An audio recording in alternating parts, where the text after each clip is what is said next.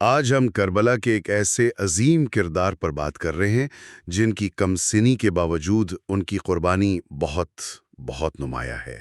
حضرت قاسم ابن امام حسن، اور خاص طور پر ہم 7 محرم کے واقعات کو دیکھیں گے جو ان سے منسوب ہیں۔ جی بالکل، ہماری کوشش ہوگی کہ جو تاریخی روایت ہم تک پہنچی ہیں ان کا جائزہ لیں کہ کیسے ایک 13 سالہ نوجوان کی بہادری، امام حسین سے ان کا وہ خاص مکالمہ اور پھر میدان جنگ میں ان کی شہادت، ان سب کو کیسے بیان کیا گیا ہے۔ ٹھیک، تو مقصد ان واقعات سے جو اہم پہلو ہیں ان کو سمجھنا ہے۔ جی ہاں، کہ ماخذات کیا بتاتے ہیں۔ تو آئیے شروع کرتے ہیں۔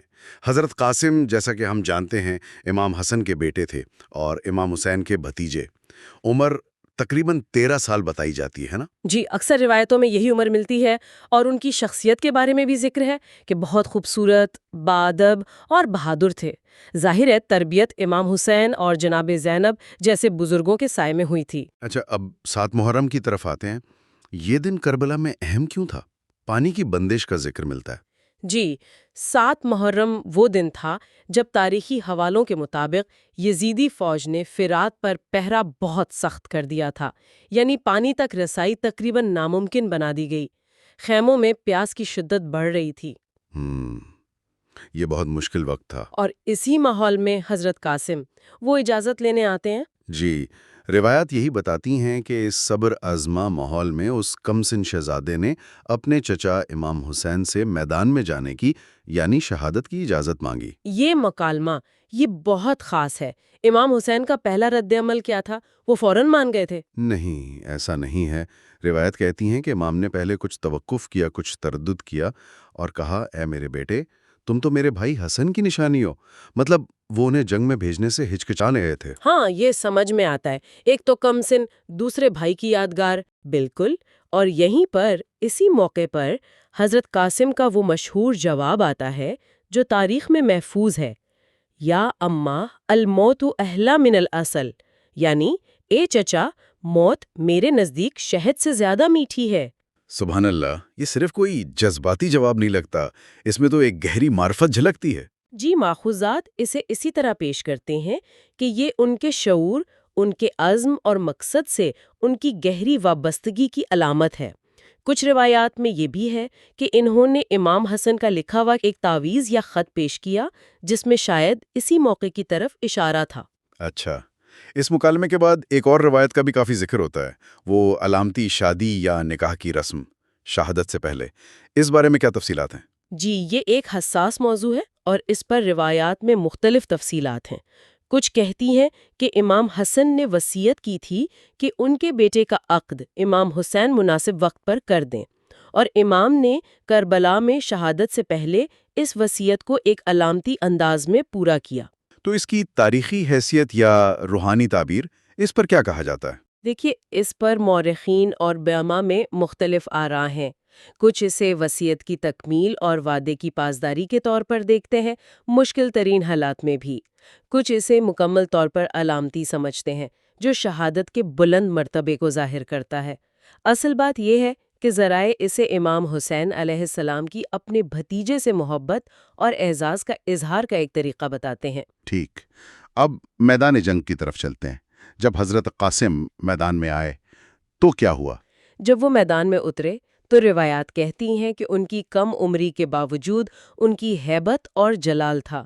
انہوں نے نعرہ حیدری بلند کیا اور دشمنوں پر حملہ کیا۔ نعرہ حیدری، یعنی حضرت علی کی بہادری کی یاد تازہ کی۔ جی ہاں، اور ان کی شجاعت ایسی تھی کہ یزیدی فوج چٹ تعداد میں بہت زیادہ تھی، وہ بھی حیران رہ گئی۔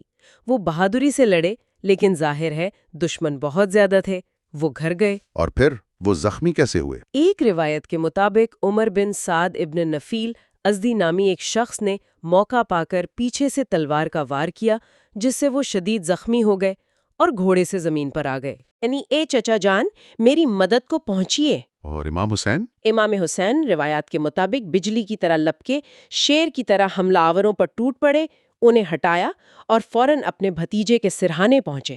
اور شہادت وہیں ہوئی؟ جی، ماخذات یہی بتاتے ہیں کہ حضرت قاسم نے اپنے چچا امام حسین کی آغوش میں ہی جان دی۔ امام حسین کے لیے یہ کتنا بڑا صدمہ ہوگا۔ وہ کیا کہتے ہیں اس وقت؟ بہت ہی دلسوز جملے نقل ہوئے ہیں۔ ایک جگہ ہے کہ امام نے کہا، قاسم، تمہارے بعد اب میں کس نوجوان کو دیکھ کر جیوں گا؟ یا میرے بیٹے، تمہارے قاتلوں پر خدا کی لعنت ہو۔ پھر وہ اپنے بھتیجے کا لاشا اٹھا کر خیمے کی طرف لائے۔ خیمے میں تو قیامت بپا ہوگی یقیناً جناب زینب، امام سجاد، دوسری خواتین، بچے، سب کا غم بیان سے باہر ہے۔ روایات اس منظر کو بہت ہی رقت آمیز انداز میں پیش کرتی ہیں۔ تو ان تمام واقعات کا، اس پوری قربانی کا جو مرکزی پیغام ہے وہ کیا نظر آتا ہے؟ بہت واضح پیغام ہے کہ حق کی راہ میں سچائی کے لیے کھڑے ہونے کے لیے عمر کوئی رکاوٹ نہیں ہے۔ ایک 13 سالہ نوجوان بھی ایمان، وفا، بصیرت اور قربانی کی وہ مثال قائم کر سکتا ہے جو رہتی دنیا تک یاد رہے۔ بالکل، یہ صرف ایک تاریخی واقعہ نہیں بلکہ یہ سوچنے پر مجبور کرتا ہے کہ اصولوں پر قائم رہنے کا عزم کتنا طاقتور ہو سکتا ہے۔ در حقیقت ان مخاطبات سے جو تصویر بنتی ہے حضرت قاسم کی، وہ کم عمری میں غیر معمولی عزم اور بصیرت کی ہے۔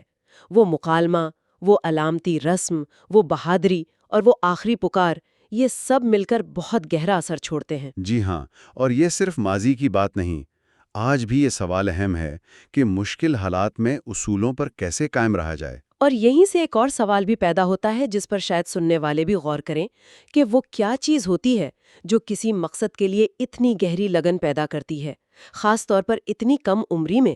یہ جذبہ جانساری کیسے پیدا ہوتا ہے؟ بہت اہم نکتہ ہے، اس پر واقعی مزید سوچا جا سکتا ہے۔